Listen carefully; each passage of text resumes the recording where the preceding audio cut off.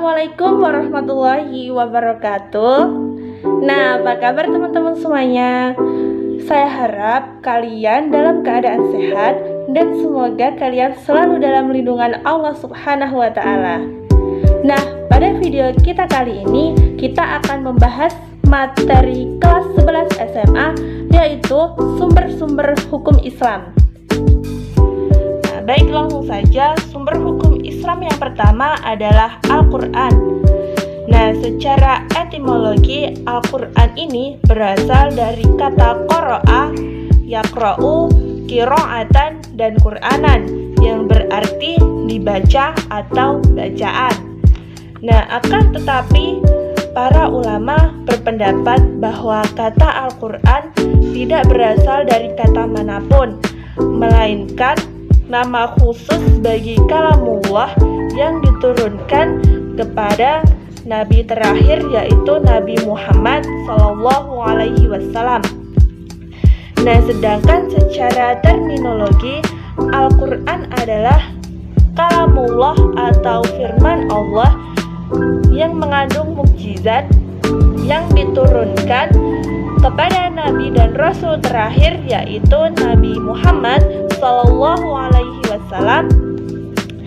dengan perantara malaikat Jibril, diturunkan secara berangsur-angsur selama 22 tahun, 2 bulan, 22 hari, kemudian ditulis dalam bahasa Arab dalam bentuk mushaf. Nah, membacanya pun bernilai ibadah dan sebagai pedoman serta hidayah bagi umat manusia, terkhusus umat Islam. Nah, kemudian Al-Quran ini memiliki banyak sekali nama.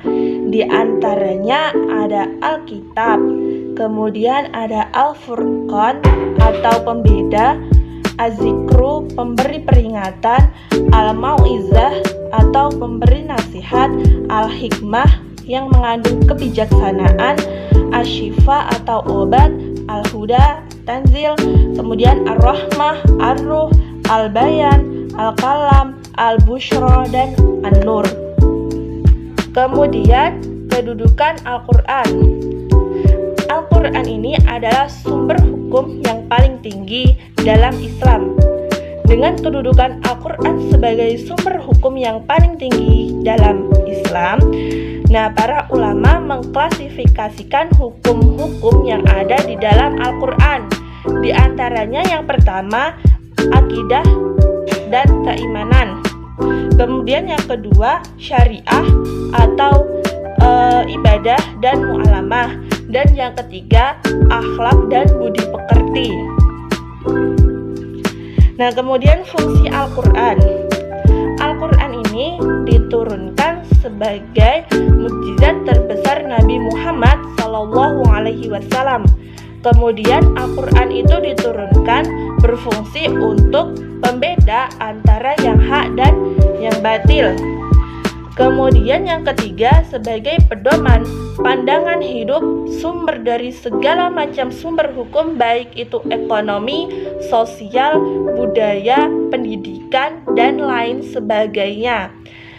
Kemudian sebagai hakim yang diberi wewenang oleh Allah Subhanahu wa Ta'ala untuk memberi keputusan terakhir mengenai beberapa masalah yang sedang diperselisihkan di kalangan pemimpin agama, serta sekaligus sebagai korektor, dan yang terakhir sebagai penyempurna kitab-kitab sebelumnya seperti Zabur, Taurat, dan Injil. Perhukum yang kedua adalah hadis. Nah, secara harfiah, hadis berasal dari kata al-hadisu yang memiliki makna perkataan atau sabda, percakapan, dan perbuatan. Nah, sedangkan secara istilah, hadis bermakna segala berita yang bersumber dari Nabi Muhammad SAW berupa ucapan, perbuatan, takrir atau persetujuan Nabi Muhammad SAW serta penjelasan sifat-sifat Nabi Muhammad SAW. Nah, pembahasan mengenai hadis tidak lepas atau selalu berhubungan dengan as-sunnah. Nah, menurut ahli usul fikih, as-sunnah itu didefinisikan sebagai segala sesuatu yang bersumber dari Nabi Muhammad SAW selain Al-Quran, baik berupa perkataan, perbuatan, maupun takrirnya yang pantas dijadikan dalil bagi penetapan hukum syara atau hukum agama Islam. Nah, sehingga antara hadis dan as-sunnah yang membedakan adalah hadis itu lebih bersifat umum, sedangkan as-sunnah lebih bersifat khusus.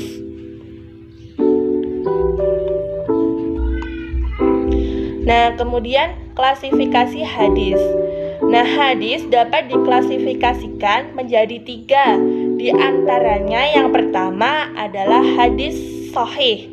Nah, hadis sahih ini adalah hadis yang diriwayatkan oleh rawi yang adil, sempurna ingatannya, sanadnya bersambung dan tidak berilat serta tidak janggal.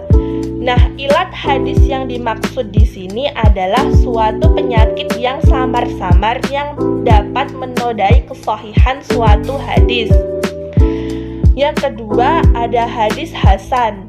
Nah, hadis hasan itu adalah hadis yang diriwayatkan oleh rawi yang adil, kemudian tidak begitu kuat ingatannya atau hafalannya, bersambung sanadnya, serta tidak terdapat ilat dan kejanggalan pada matanya. Nah, hadis hasan termasuk hadis yang makbul. Biasanya hadis hasan ini dijadikan hujjah untuk suatu yang tidak terlalu berat atau tidak terlalu penting. Nah, yang ketiga hadis dhaif. Hadis dhaif adalah hadis yang kehilangan satu syarat atau lebih dari syarat-syarat hadis sahih atau hadis hasan. Nah, hadis dhaif banyak sekali macamnya. Kemudian hadis dhaif ini disebabkan banyak atau sedikitnya syarat-syarat hadis sahih atau hadis hasan yang tidak terpenuhi. Kedudukan hadis ini sebagai sumber hukum Islam kedua setelah Al-Quran. Kemudian hadis itu berfungsi untuk mempertegas atau memperkuat sumber hukum yang telah tercantum atau telah disebutkan di dalam Al-Quran. Kemudian yang kedua, hadis berfungsi untuk menjelaskan, menafsirkan, dan merinci ayat-ayat Al-Quran yang masih umum atau samar. Nah, yang ketiga, hadis berfungsi untuk mewujudkan suatu hukum atau ajaran yang tidak tercantum dalam Al-Quran, namun pada prinsipnya tidak bertentangan dengan Al-Quran. Nah, kemudian ada ijtihad. Secara etimologi, ijtihad itu berasal dari kata jahada yang berarti berusaha dengan sungguh-sungguh. Sedangkan secara terminologi di dalam ilmu fikih, ijtihad itu berarti mengerahkan tenaga dan pikiran dengan sungguh-sungguh untuk menyelidiki dan mengeluarkan hukum-hukum yang terkandung di dalam Al-Quran.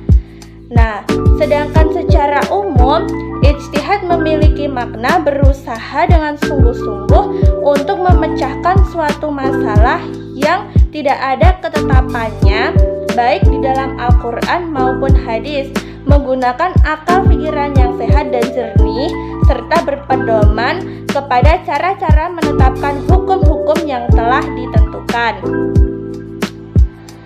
Nah, ijtihad ini sebagai sumber hukum Islam ketiga setelah Al-Quran dan hadis. Jadi fungsi ijtihad adalah untuk memutuskan atau menetapkan suatu hukum yang tidak ditentukan dalil hukumnya secara pasti di dalam Al-Quran dan hadis. Nah, kemudian bentuk-bentuk ijtihad. Nah, bentuk dari ijtihad ini diantara lain ada ijma' dan qiyas. Sebenarnya masih ada lagi, tapi di sini saya kasih pengertian sedikit mengenai ijma' dan qiyas. Nah, kalau ijma' itu adalah pendapat semua ahli ijtihad pada suatu masa atau suatu masalah yang berkaitan dengan syariat. Sedangkan qiyas adalah menetapkan hukum atas dasar suatu perbuatan yang belum ada ketentuannya berdasarkan sesuatu yang sudah ada ketentuan hukumnya dengan memperhatikan kesamaan antara kedua hal tersebut. Nah, selanjutnya adalah syara.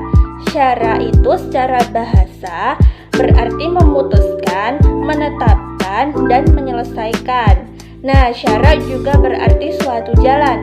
Jadi dapat kita simpulkan bahwa syara adalah suatu jalan untuk memutuskan atau menetapkan.